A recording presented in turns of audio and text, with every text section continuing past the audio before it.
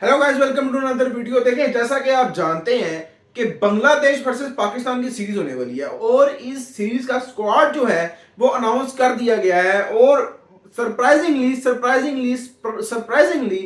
तीनों के तीनों जो हमारे मेन प्लेयर जो समझे जाते हैं, main three pillars of Pakistan cricket team, यानी कि रिजवान, बाबर आजम और शहीन शाह अफरीदी, तीनों को ही मुकम्मल तौर पर इग्नोर किया गया। तीनों को ही मुकम्मल तौर पर पिछले 3-4 महीने से जो T20 सीरीज हो रही है, जिसमें पाकिस्तान हार भी रहा है, बल्कि जीता तो है ही नहीं, न्यूजीलैंड जाके बड़े बुरे तरीके से हम लोग 4-1 से हारे हैं।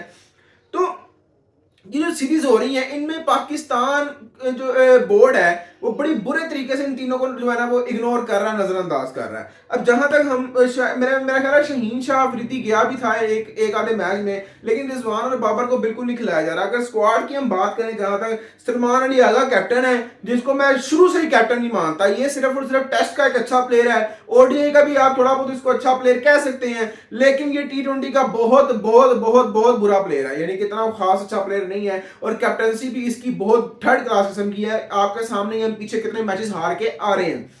शादाब खान दुनिया की सबसे बड़ी पर्ची है। शादाब खान सबसे बड़ी पर्ची है। अब पीएसएल में भी कोई परफॉर्मेंस नहीं है। अभी पिछले लेटेस्ट मैच में 24 स्कोर एक ओवर में खाया है इस बंदे ने। 24 स्कोर आप हिसाब लगाएं। इसको आपने वाइस कैप्टन बना लिया, यानी कि ये अब हर सूरत खेलेगा ही खेलेगा आपकी टीम में। फिर आगे इब्रार अहमद, ठीक है, अच्छी पिक है।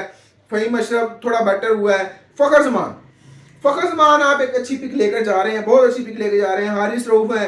हसन अली ने कम किया है और हसन अली ने पीएसएल की परफॉर्मेंस पे मेरा ख्याल रखा है। द क्वेश्चन इज दैट कि जब हसन अली को आपने पीएसएल की परफॉर्मेंस पे रखा है, अच्छी परफॉर्मेंस पे रखा है, तो व्हाई नॉट सुफियान मुकीम की 6 की मेरा ख्याल 5-6 की एवरेज है। वो पिछले 18 या 20 विकेट्स वो ले चुका है पिछले 8, 9 या 10 मैचेस में। उसकी इतनी अच्छी एवरेज है, वो इतनी अच्छी इकोनॉमी है उसकी, इतनी अच्छी बॉलिंग वो करता है, लेकिन आप फिर भी पर्ची शदाब को लेकर जा रहे हैं। Shame on you.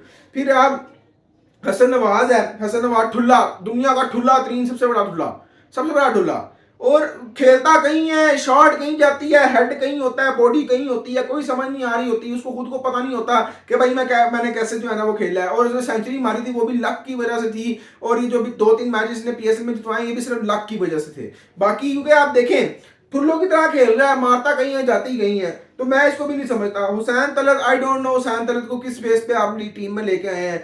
फिर खुशदिल शाह, ठीक है, आप लिख सकते हैं। इरफान खान न्याजी, अब ये मोहम्मद इरफान खान बड़े अरसे से ये भी परफॉर्म नहीं करके दे रहा, फिर भी आपने इसको रखा है। मोहम्मद हारिस विकेट कीपर, अच्छी पिक है, लेकिन मेरा ख्याल है कि मोहम्मद हारिस के लिए अब one of the last chances ही है, यानी कि इसके बाद इतना मुझे नहीं लगता कोई चांस मिलेगा अगर इस दफा भी ना चला। फिर वसीम जूनियर, नसीम शाह, साइजरा फरहान एक बहुत अच्छी पिक है, और साइम अयूब। अब आपने 4 ओपनर ले लिए हैं, साइम अयूब, फखर जमान, हारिस और साइजरा फरहान, ये 4 ओपनर्स हैं। वन डाउन आपके पास कौन है? बाबर मैं समझता हूं आपको वन डाउन के तौर पर रखना चाहिए था।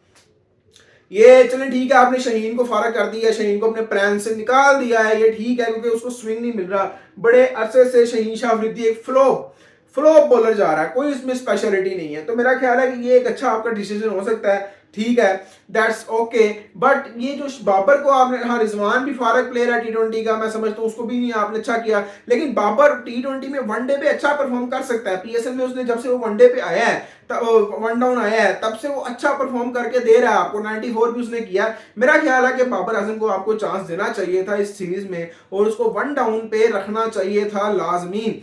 बाबर को आप नहीं इग्नोर कर सकते T20 में, क्योंकि पता क्या है, जब ऊपर से ओपनर आउट हो जाते हैं तो बाबर पे आप यकीन कर सकते हैं, बाबर पे आप बिलीव कर सकते हैं कि वो विकेट्स रोक सकता है। बाबर विकेट रोक लेता है अक्सर, और फिर वो नीचे विकेट्स गिरने नहीं देता, आउट नहीं होने देता, लेकिन वो भी as a one down, not as a opener.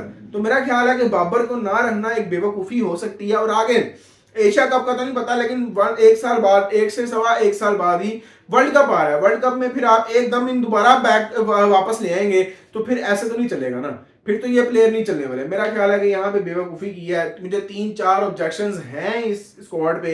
एक, बाबर को नहीं रखा गया, शादाब खान को क्यों रखा, फिर उसके बाद हुसैन तलत को क्यों रखा, फिर हसन नवाज ठुल्ला प्लेयर है, और उसके अलावा मेरा ख्याल नसीम शाह पे भी हमें इतराज करना चाहिए क्योंकि वो भी इतना वो खास चल नहीं रहा। तो 5 से 6 ऐसी पिक्स हैं जो कि मुझे समझ नहीं आ रही। बाकी देखते हैं क्या होता है। बांग्लादेश के हाथों ये ना हो हम सीरीज अपने घर में हार जाए, जैसे टेस्ट सीरीज उनके हाथों अपने घर में पिट के गए थे हमें वो सही। बाकी देखते हैं क्या होता है, मिलते हैं नेक्स्ट वीडियो में।